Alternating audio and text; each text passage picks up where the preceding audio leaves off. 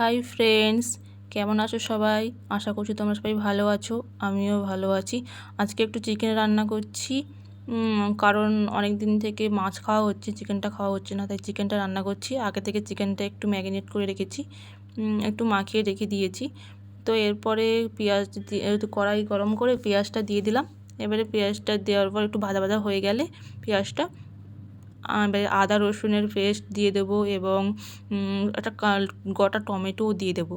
এবারে ভালো মতন মশলাটা কষানো হয়ে গেলে এবারে ওই যে আদা রসুন আগে থেকে অল্প করে যে মাংসটা একটু মেখে রেখেছিলাম ওইটা একটু দিয়ে দেবো। দেওয়ার পরে একটু কষা কষা হয়ে গেলে এরপরে কষা হয়ে গেলে জল দিয়ে দেবো। জল এবারে ফুটে আসলে ধনেপাতা আর গরম মশলা গুঁড়ো দিয়ে দেবো। দেওয়ার পরে এবারে হয়ে গেলে এবার নামিয়ে নেব। দেখবে এবার কত সুন্দর কালারটা এসেছে। আমার ভিডিওটা যদি ভালো লেগে থাকে তাহলে কমেন্ট করো, সাবস্ক্রাইব করো এবং লাইক করো। ধন্যবাদ।